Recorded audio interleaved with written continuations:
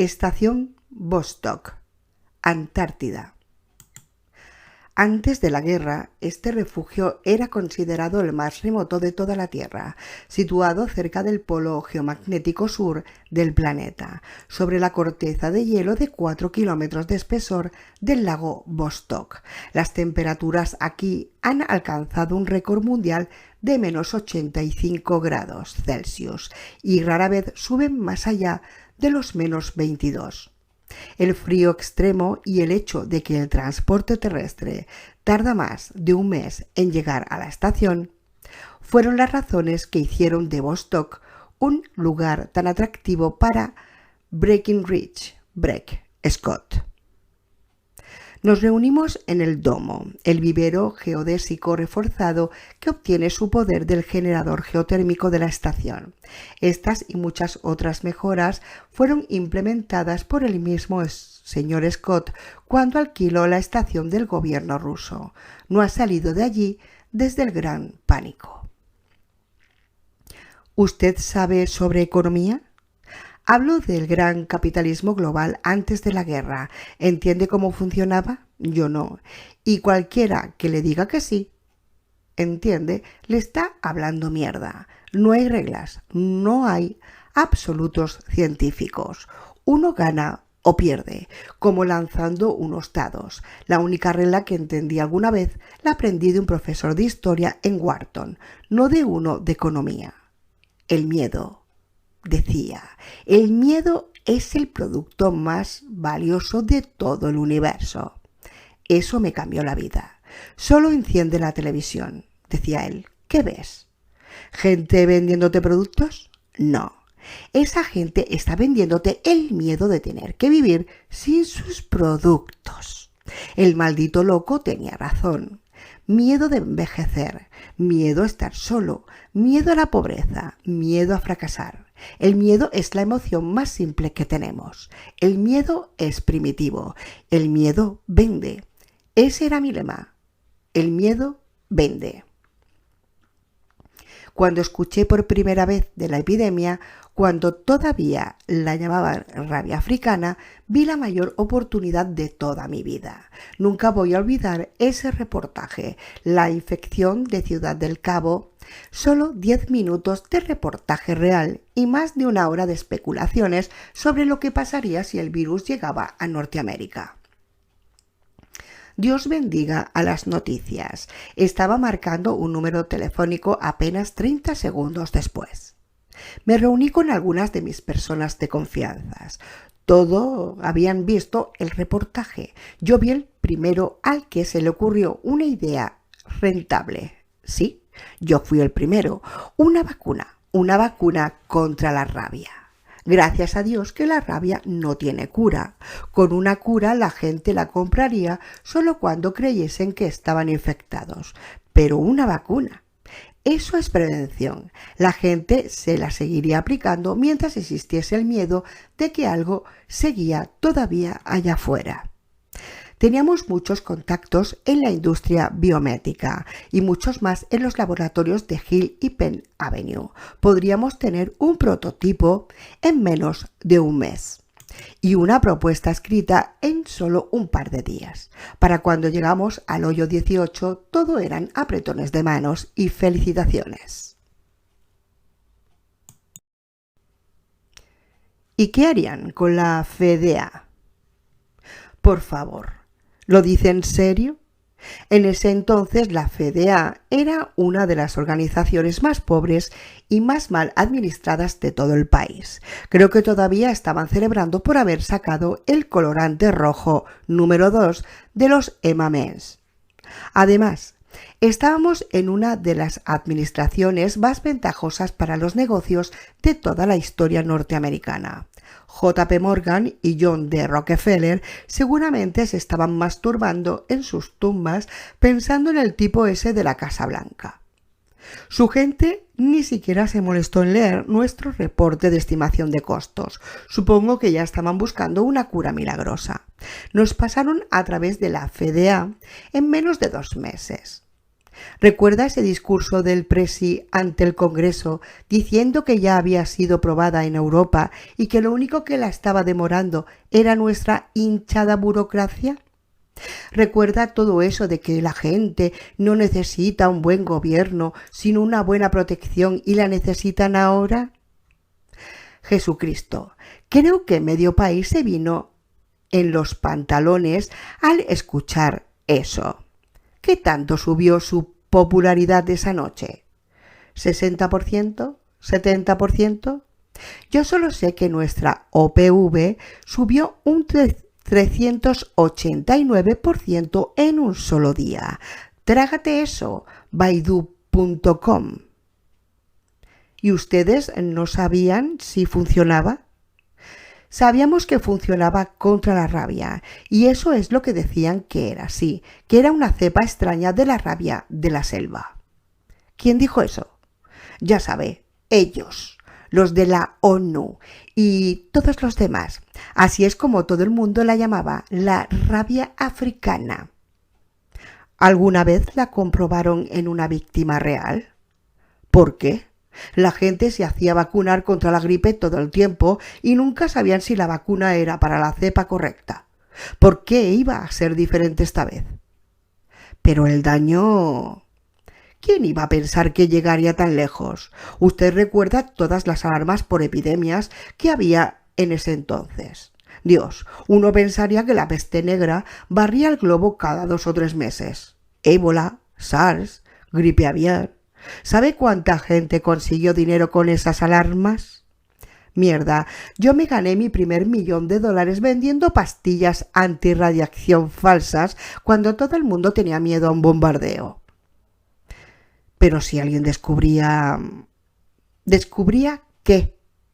Nunca le mentimos a nadie, ¿entiende? Nos dijeron que era una rabia, así que hicimos una vacuna contra la rabia. Dijimos que la habían probado en Europa y las drogas en las que se basaba habían sido probadas todas en Europa. Técnicamente no mentíamos, técnicamente no hicimos nada malo. Pero si alguien descubría que no se trataba de una rabia... ¿Y quién iba a hacer el anuncio? ¿Los médicos? Nos aseguramos de que fuera un medicamento de prescripción, así que los médicos habrían quedado tan mal como nosotros. ¿Quién más? ¿La FDA que nos dio el visto bueno? ¿Los congresistas que votaron para su implementación? ¿El Ministerio de Salud? ¿La Casa Blanca? Era un tiro seguro. Todos quedamos como héroes, todos hicimos buen dinero, 6 meses después de que el Phalanx salió al mercado. Comenzaron a salir todas esas copias de marcas baratas y todas se vendían igual de bien, así como todos los demás productos complementarios, como los purificadores de aire. Pero el virus no se contagiaba por el aire. Eso no importaba. Lo importante era que tenía la misma marca, de los creadores de... Todo lo que yo tenía que decir era que puede prevenir algunas infecciones virales. Eso era todo. Ahora entiendo por qué es ilegal gritar fuego en un teatro. La gente no va a decir, ¡hey! No huele a quemado, no hay ningún fuego. No, la gente dice, mierda, un incendio, corran. Se ríe. Conseguimos más dinero todavía con los purificadores de aire para el hogar y el auto. El que más se vendió fue esa cosita que se ponía alrededor del cuello antes de subir a los aviones. No sé qué diablos era capaz de filtrar, pero se vendió. Las cosas iban tan bien que comencé a crear todas esas empresas de fachada, ya sabe, con planes para construir fábricas en todo el país. Las acciones de esas se vendieron casi tan bien como las de la verdadera. Ya ni siquiera era por la ilusión de la seguridad, era la ilusión de tener una ilusión de seguridad.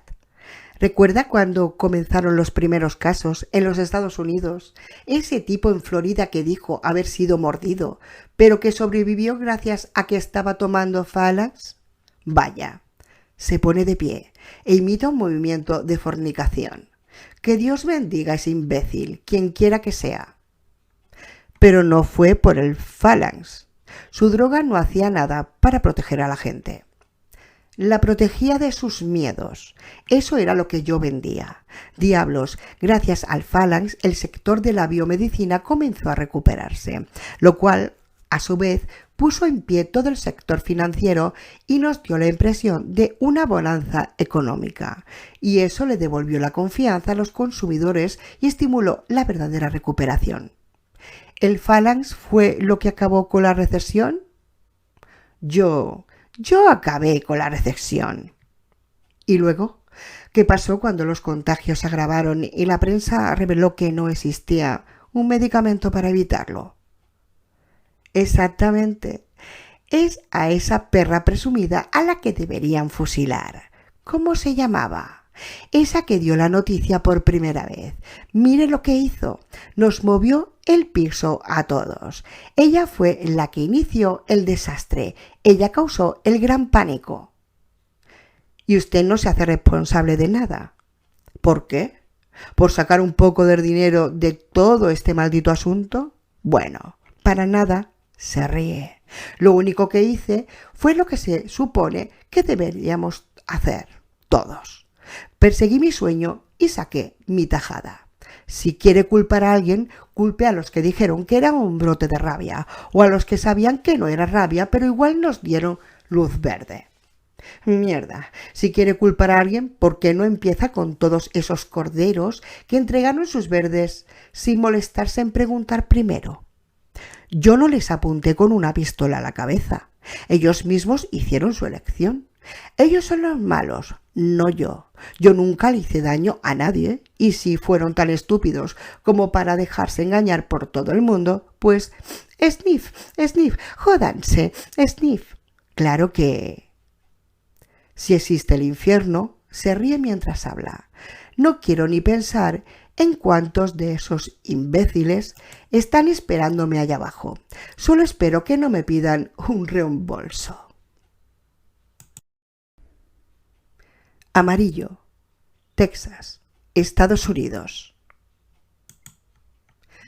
Grover Carlson trabaja como recolector de combustible en la planta experimental de bioconversión del pueblo. El combustible que recolecta es excremento.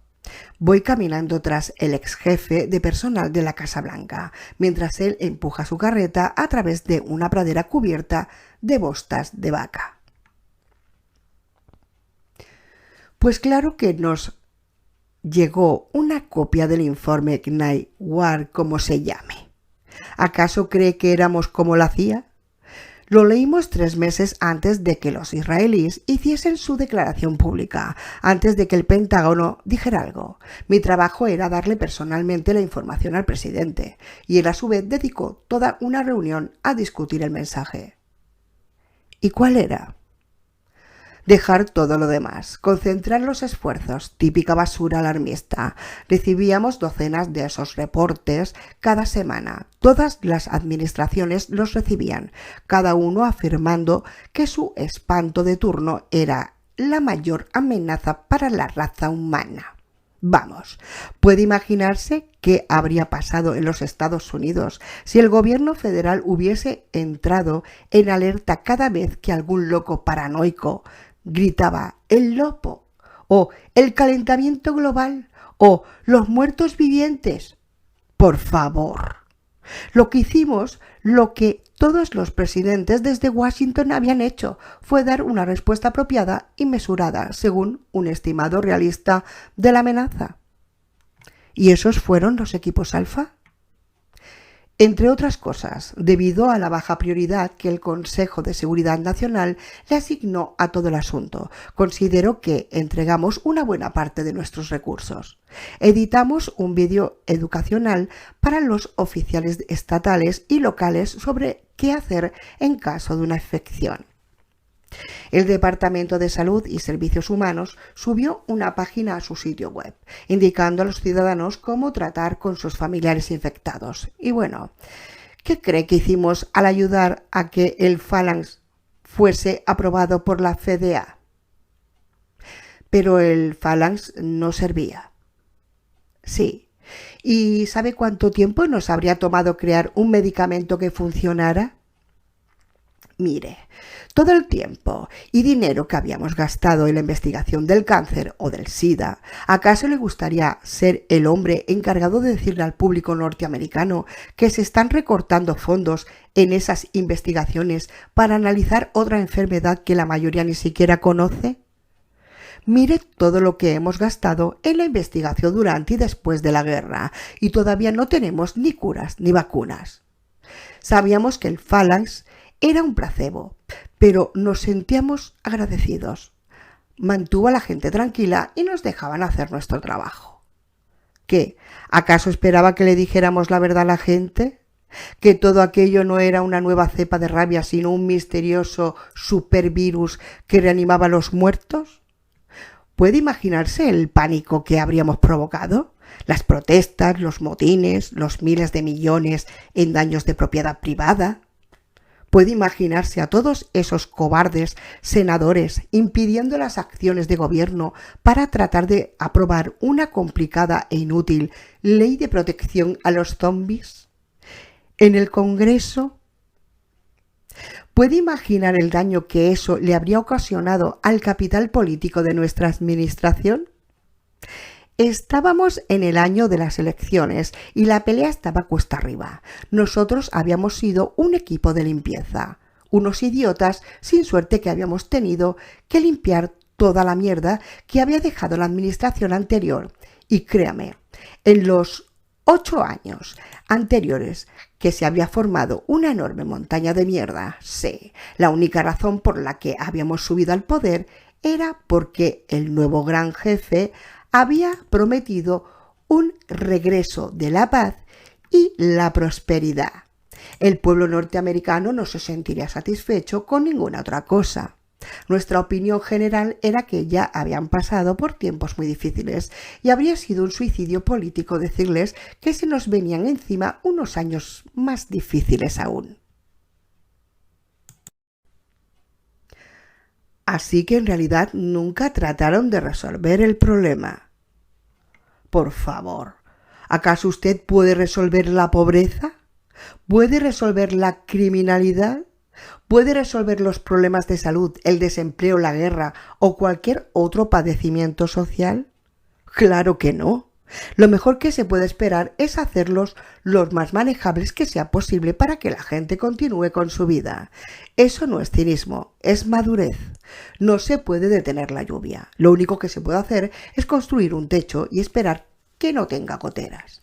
O al menos que las goteras no caigan sobre la gente que va a votar por uno. ¿Eso quiere decir? Vamos. ¿En serio? ¿Qué quiere decir con eso?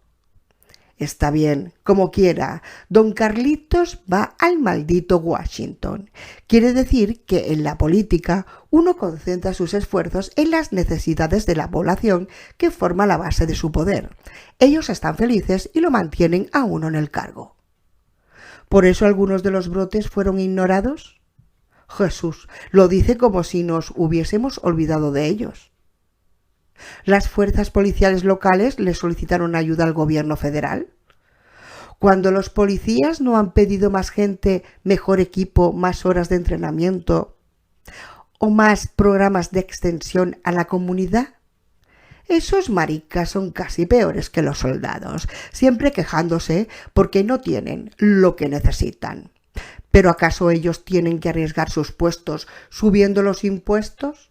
¿Acaso les toca explicarle a don Pedro, clase media, por qué tiene que pagar impuestos para subsidiar a Pablo clase baja? ¿No les preocupaba que todo eso se hiciera público? ¿Quién iba a hacerlo? La prensa, los medios. ¿Los medios? Habla de esas cadenas que le pertenecían a algunas de las corporaciones más grandes del mundo, corporaciones que se habrían hundido si el mercado de valores entraba en pánico. ¿Esos medios? ¿Entonces ustedes nunca planearon encubrirlo? No teníamos que hacerlo. Ellos mismos se encargaron de encubrirlo. Ellos tenían tanto o más que perder que nosotros. Además, ellos ya habían dado la gran noticia el año anterior con los primeros casos reportados en Norteamérica. Luego llegó el invierno. El Falan salió a la venta y los casos disminuyeron. Quizá tuvieron que convencer a algunos reporteros jóvenes e idealistas, pero en realidad todo el asunto era una noticia vieja después de unos meses. Se había vuelto manejable. La gente ya se había acostumbrado a vivir con esa noticia y querían algo diferente. Las noticias son un negocio y hay que mantenerse fresco si se quiere seguir teniendo éxito. Pero estaban los medios alternativos. Sí, claro. ¿Y sabe quién escucha a esos? Niñitos sabelotodos, intelectuales y presumidos. ¿Y sabe quién los escucha a ellos? Nadie. ¿A quién le iba a importar una minoría en la televisión y radio de acceso público que no sabían nada de lo que estaba de moda? Entre más gritaban esos sabiondos elitistas que los muertos vuelven a caminar, más norteamericanos de verdad dejaban de escucharlos.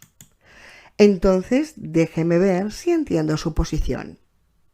La posición de nuestra administración. La posición de la administración, que fue darle el problema a la atención que creyeron que se merecía.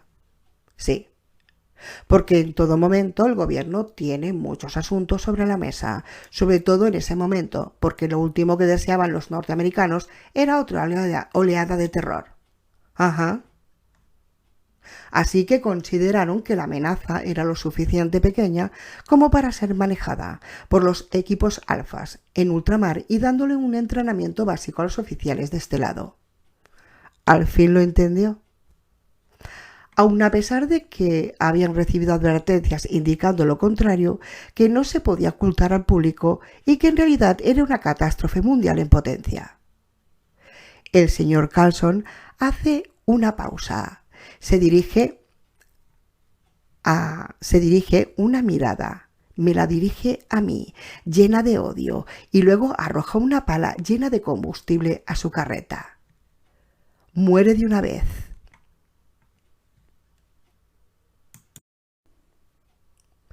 Troya, Montana, Estados Unidos. Este vecindario es, según el anuncio, una nueva comunidad para una nueva Norteamérica, basado en el modelo de Masada, israelí, desde la primera vez que uno lo ve. Es claro que el vecindario fue construido con un solo objetivo en mente. Las casas están todas soportadas por zancos, tan altos que permiten una visión perfecta sobre la muralla de concreto reforzado de 6 metros de alto. Una escalera retráctil es la única vía de acceso a cada casa y pueden conectarse con las casas vecinas por medio de una pasarela igualmente retráctil. Los techos repletos de paneles solares, los pozos de agua cubiertos, los jardines sin obstáculos, las torres de vigilancia y la gruesa puerta deslizante de acero han convertido a Troya en un éxito según sus habitantes, tanto que sus constructores ya han recibido otros 7 contratos similares a lo largo y ancho de los Estados Unidos. La diseñadora de Troya, arquitecta en jefe y primera alcaldesa, es Mary Jo Miller. Sí, claro. Estaba preocupada por las cuotas del automóvil y el préstamo para el negocio de Tim. Estaba preocupada por la grieta que se estaba abriendo en los azulejos de la piscina y el nuevo filtro sin cloro que estaba dejando una leve capa de algas. Estaba preocupada por nuestro portafolio de acciones, aunque mi corredor me aseguraba que eran variaciones de inversionista novato y que tendría más beneficios que con una de esas pensiones, 401k. Aiden necesitaba un profesor particular de matemáticas y Jenna necesitaba unas sandalias de Jamie Lynn Spears para el campamento de su equipo de fútbol. Los padres de Tim estaban pensando en ir a quedarse con nosotros en Navidad. Mi hermano estaba otra vez en rehabilitación. Finley tenía parásitos. Uno de los peces tenía algún tipo de hongo creciéndole en el ojo izquierdo. Esas eran solo algunas de mis preocupaciones. Tenía más que suficientes para mantenerme ocupada.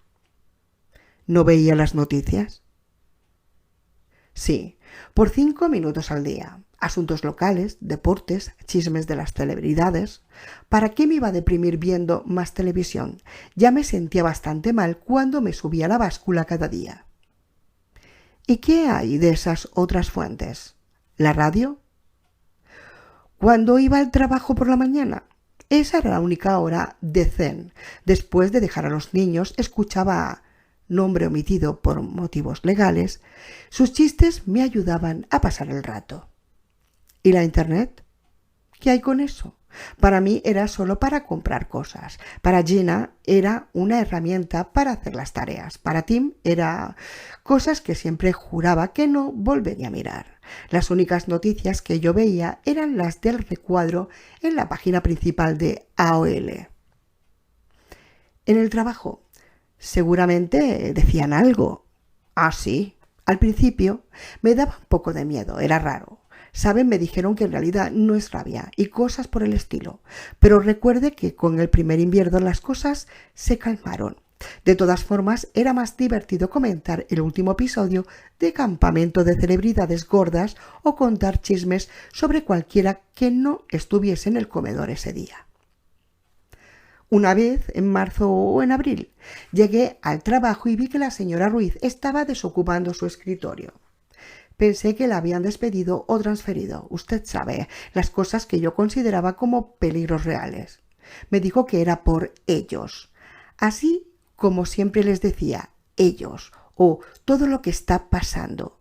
Me dijo que su familia había vendido la casa y que habían comprado una cerca de Fort Yukon en Alaska. Pensé que era la cosa más estúpida que había escuchado nunca, especialmente para alguien como Inés. Ella no era una de esas ignorantes, ella era una mexicana limpia. Siento haber usado ese término, pero así es como yo pensaba en ese entonces. Esa era yo. ¿Su esposo nunca se mostró preocupado? No, pero los niños sí, no verbalmente, ni conscientemente, eso creo. Jaina comenzó a pelear con otras niñas. Aiden nunca se iba a dormir a menos que las luces estuviesen encendidas. Detalles como esos no creo que hubiesen estado expuestos a más información que Tim o yo. Pero ellos no tenían las mismas distracciones que nos mantenían ocupados a los adultos. ¿Y usted y su esposo qué hicieron? Zoloft y Ritalin SR para Aiden y Adderall XR para Jenna. Funcionó por algún tiempo. Lo único que me molestaba era que nuestro seguro médico no las cubría, porque los niños ya estaban tomando Phalanx. ¿Desde hacía cuánto tomaban Phalanx? Desde que salió al mercado. Todos tomábamos Phalanx, una dosis de Phalanx, una dosis de tranquilidad. Esa era nuestra manera de estar preparados. Y Tim compró un arma. Todo el tiempo me prometía que me llevaría a la galería de tiro para enseñarme cómo dispararla. El domingo, decía siempre, iremos este domingo. Sabía que era mentira. Los domingos estaban reservados para su amante de 5 metros de largo y motor en V. Le tenía más cariño que a nosotros. No me importaba. Nosotros teníamos nuestras pastillas y al menos él sabía cómo disparar la Glock. Ya eran algo cotidiano, como las alarmas contra incendios o las bolsas de aire, cosas en las que uno piensa solo una vez en cuando. Era siempre por si acaso. Además, en serio, había demasiadas cosas allá afuera para estar preocupados. Todos los meses aparece una enfermedad nueva. ¿Cómo se puede estar enterado de todas? ¿Cómo saber cuál era de verdad? ¿Y ustedes cómo se dieron cuenta? Acababa de oscurecer. Había comenzado el partido. Tim estaba echado en el Barca Lounge con una corona en la mano. Aiden estaba en el piso jugando con sus Ultimate Soldiers. Jenna estaba en su cuarto haciendo la tarea.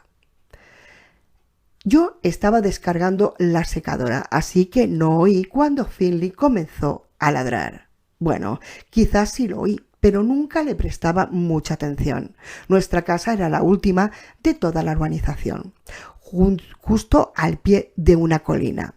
Vivíamos en una tranquila zona recién construida de North County, cerca de San Diego. Todo el tiempo pasaba por allí algún conejo o un venado y cruzaban saltando por el jardín.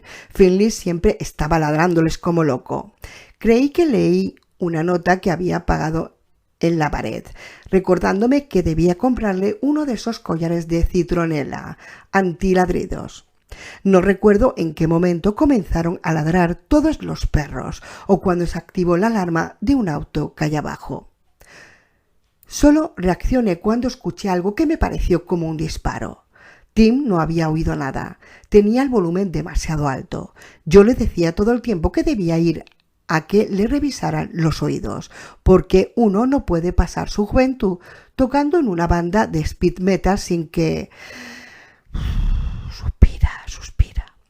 Aiden sí lo oyó. Me preguntó qué había sido. Estaba a punto de decirle que no lo sabía, cuando sus ojos se desorbitaron.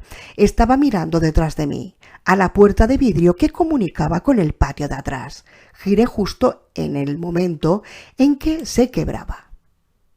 Tenía como 1,60 m, inclinado, con los hombros estrechos y una panza hinchada y blanda. No traía camiseta y la carne gris verdosa estaba desgarrada y llena de huecos. Olía como a playa, algas podridas y agua de mar. Aiden dio un salto y se ocultó detrás de mí. Tim ya se había levantado y estaba entre nosotros y esa cosa. En menos de un segundo, todas las mentiras se habían desvanecido. Tim recorrió la sala con la mirada buscando un arma y esa cosa la agarró por la camisa.